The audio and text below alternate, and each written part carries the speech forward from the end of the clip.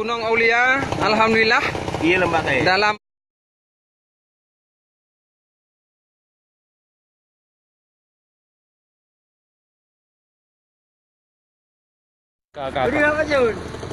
Mana ni apa Jun? nyo nanji gunung sebelah. Nyo Gunung Aulia, alhamdulillah. Iya lembah kayak. Dalam bak kaya kaitu bit ia dengan karunia Allah. Nyopak na Pak Cik. Nyopak Cik ya. Nyopak Mursalin, nyopak Nawi, nyopak Kurcaci, Pak operator Pak Wangli. Tolong. Mentang itu bit.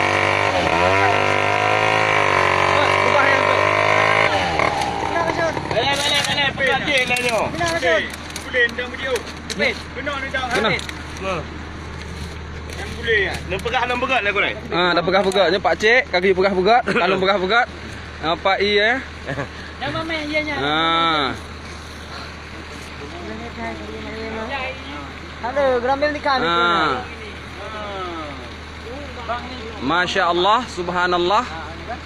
La haula wala quwata illa billah. La haula wala quwata illa billah. Nyo hanai dang-dang dalam I ya. Pak Cik selaku penemu nyo agaknya yang temung pun kondisi I itu bilang mbak kaya agaknya terlalu sibuk. Mungkin gehoi-hoi urung mat HP supaya ngat merumpok ta video. Nyo Yahlin Tan. Nyo Yahlin Tan. Ahmad Kurcaci. Kau Yahlin Tan, Yahlin Tan. Nyo nak pegang langguren, nyo langgunongnya kan tempat meriah-riah. Kau nampak meriah. Ino tempat dan cara rezeki. Hati-hati yang li. Ya, tak pengep-pengep gop. Betul. Dia menang sakai. Yang pengep-pengep kau merusak yang kita tengok gimana? Merusak yang kita tengok. Nyo dah kenyo ka gebi je lepo, jangan tak kenal. Kalah.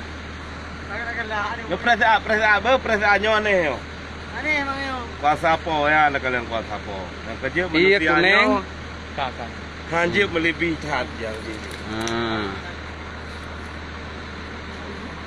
Nyo pemandangan. Dekat apa sih orang kurai baju buje baju pemtuha baju lah. Nyo.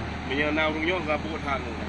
Nyo putra irada apa pasal apa we. Kudrah dan iradah Allah Ta'ala kagak pelahi bak oronyo ke kita nyo. Dengan berbagai macam bukti dan le-le